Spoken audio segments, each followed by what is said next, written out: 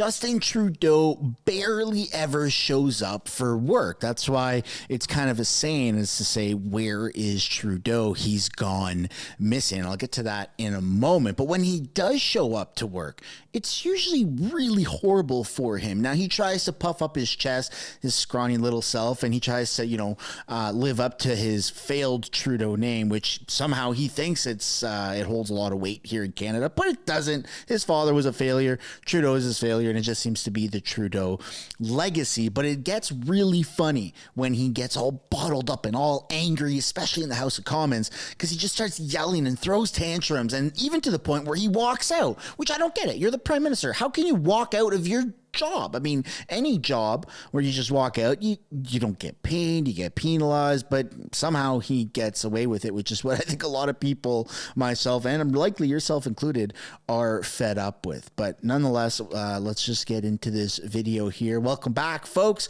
We're almost at 100,000 subscribers. I would really appreciate you guys if you smash the like button and subscribe, because that way we can actually pass that 100K threshold and maybe even get pushed out even further. We're doing a great job, by the way, right? We're getting more views in CBC and CTV and even CPAC, the federally broadcasted stream, which is absolutely insane. And speaking of insane, we're going to get to Trudeau in a moment, but let's look at other insane things, such as this deal here, this sticker deal, 20% off. The link for this is down in the description. You get all 5 of these stickers, especially this one right here. This is a fan favorite. Have you seen me, Trudeau, on a milk carton? As well as this one here, WTF, where's the funds? I absolutely love that saying, and I'm sure you do as well. That was a pretty big mic drop moment. We're going to be taking a look at an older video today. You can tell that because Pierre is wearing his glasses just like he is in the sticker here. But it's not that old, folks. It's not that old. It's still very relevant. And you're going to see throughout the talking points that things have not changed. I know things take a long time to change with policies and with new management when that inevitably happens, when Conservatives win and Pierre Poilievre is Canada's next Prime Minister. But it's a little depressing because when you see the timeline of, a few months, 6 months, a year, when you go back into that time capsule and look at those House of Commons debates, it's still the same thing. In fact, more seems to be going wrong as time goes on. But let's not focus on the negatives. Let's focus on Trudeau losing his mind and going what you could actually argue as completely insane in this clip. I hope you enjoy it. Here we go. Punch. That's what Canadians receive from this Prime Minister. He promised them low interest rates for long. He said debt was without consequence and that the budget would balance itself. None of those things came true, and interest rates are now 19 times higher than they were a year ago. The Governor of the Bank of Canada, the former Liberal Finance Minister, countless other experts agree that the Prime Minister's deficits are ballooning inflation and therefore interest rates. Families have to plan their finances. So will he indicate how much will the average family see their monthly mortgage payments go up over the next 3 years? How much? The Right Honourable Prime Minister. Oh, man.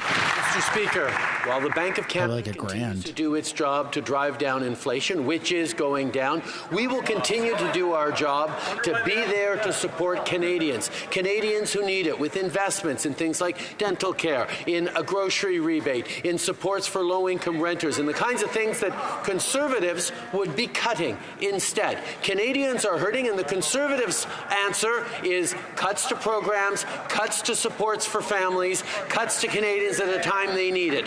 Austerity is not the answer, Mr. Speaker. Responsible fiscal approach is. That's exactly what we're doing by supporting Canadians who need it. Hear, hear. Leader of the Opposition. Actually, austerity is exactly what Canadians are feeling in their household budgets today, while the government budgets overflow with abundance. Mr. Speaker, there's already been a 16% year-over-year increase in the number of Canadians missing their mortgage payments. After 8 years of this Prime Minister, we have the highest household debt in the entire G7. Household debt is now 7% higher than our entire GDP, Mr. Speaker. And now his inflationary deficits are shooting up interest rates.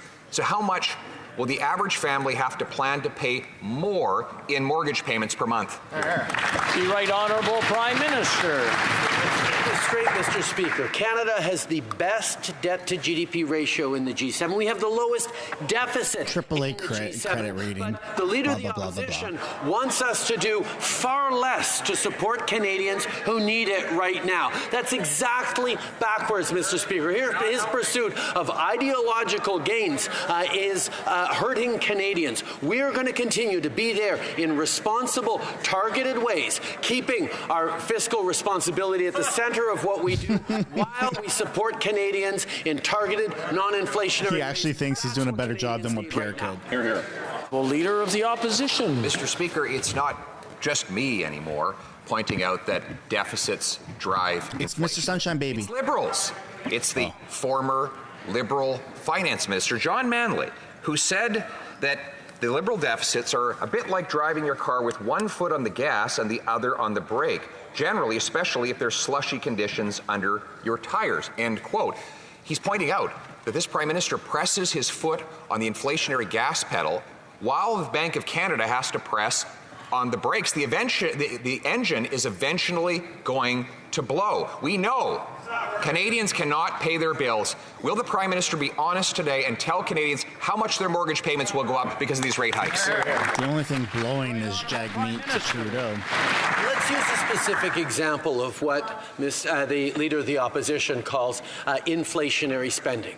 We made a decision that kids under 12 in this country shouldn't have to pay for dental care. Their families should be able to send them to the dentists. Well, Mr. Speaker, the Conservative politicians who all have access to dental care through the House of Commons supports for their kids don't think Canadians who can't afford to send their kids to the dentist should be doing that, and they say that's inflationary. Mr. Speaker, that approach around cuts and austerity is not what Canadians need. Speaker, we don't need another drama performance. Because at the end of the day, when theatrics collides with mathematics, the math always wins. And after 8 years of this Prime Minister, the Canadians have a stock of combined debt that is bigger than our entire GDP. In fact, we are the most indebted families of any country in the G7. The IMF says that Canada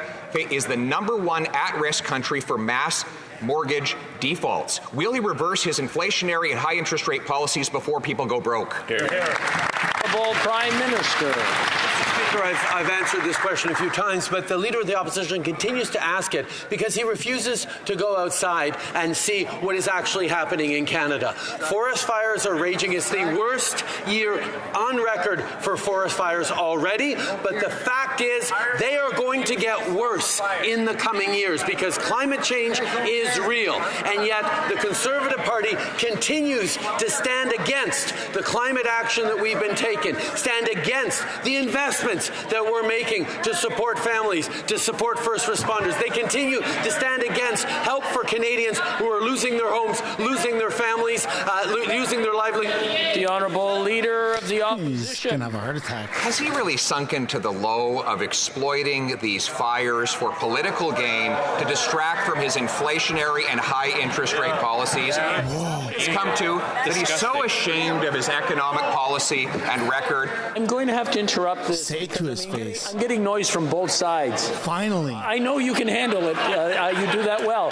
But what I need to have is I want to hear what's being said, and I'm sure both sides want to hear what's being said. I'm going to ask him to start from the top, please. Mr. Speaker, this Prime Minister has just lowered himself to the worst steps to try and distract from his disastrous economic record. He's now using the forest fires to change the channel. This is even lower than I would have expected from him. Mr. Speaker, Canadians are going to sit down tonight to discuss how they're going to move into a small apartment because they're going to have to give up their homes. After his inflationary policies have driven up interest rates on Canadian mortgage holders who have record debt. Will the Prime Minister keep the promise he made 6 months ago to balance the budget and bring down inflation and interest rates before folks go broke? Yes. The Right Honourable Prime Minister. Mr. Speaker, I've answered that question a dozen times. And for the Leader of the Opposition to consider that the forest fires that are taking people from their communities and destroying their homes are a mere distraction and not top of mind for people from coast to coast to coast is shameful. But the fact of the matter is doesn't have anything to say about that because he refuses to put forward any real plan to fight against climate change, and he does nothing but fight against our plan to fight climate change. If he has a better plan, let him say it, because we've been waiting a long time for it. But he has no plan to fight climate change. Trudeau's going to explode. Yes, while Canada is burning. Holy crap, I've never seen him get that upset. The honourable member for Madawaska Restigouche. Hoy. Order.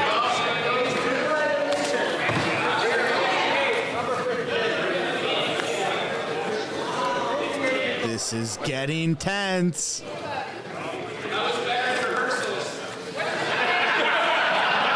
So, Mr. Speaker, the Prime Minister has caused the mortgage crisis we now face. Back in 2021, 2022, he flooded the economy with cheap and excessive cash. That went into the mortgage system. It bid up the price of housing. House prices had doubled under his leadership. Then Canadians were forced to take on massive, in some case, million-dollar mortgages in order to buy a home. He promised them rates would be low for long, but then his deficits juiced inflation, which pushed up interest rates. And now over the next 3 years, many of those same families will face 40% increases in their mortgage payments. How is he going to save their homes now that he put them in peril? Right Honourable Prime Minister. 2021, 2022. What was happening around then? What was happening in 2020, 2021? The investments we made. Oh my God, this is getting so good. The pandemic, the investments we made to support small businesses, to support our frontline health workers, to ensure that we got through this extraordinarily difficult time in one of the best situations with some of the fewest deaths of all of our peer countries. And the Conservative Party continues to say they would have done far different. They would have allowed people to be more vulnerable. They wouldn't have been there to support Canadians. Honourable Leader of the Opposition. 2021, 2022, I'll tell you what was happening. I'll tell you what he was doing. He was trying to stuff $500 million into the We Charity to help a group that had paid off his family. We know that he gave money to Frank Bayless's company. We know that 40% of all the deficits he had Oh my God, Pierre. to do with COVID, according to the PBO. We know he added $100 billion of debt before COVID ever happened, and now he's adding hundreds of billions more now that COVID is done. So he's got to stop using the COVID excuse and start answering the question. People don't know how they're going to pay their mortgages. That's why I've had it many times about that question. Will he finally answer it? How will they pay their mortgages? Oh my God, Pierre. Mr. Speaker, over the past years, we've been investing in Canadians in targeted, non-inflationary ways. It's the most bullshit non-answer. The GST credit, with dental supports for families under 12, with investments that have cut childcare fees in half, Mr. Speaker. These are all things that the Conservative Party stands against and indeed says they would cut. And I ask you, Mr. Speaker, and them through, how would cutting programs for Canadians help them in this difficult time? That's right.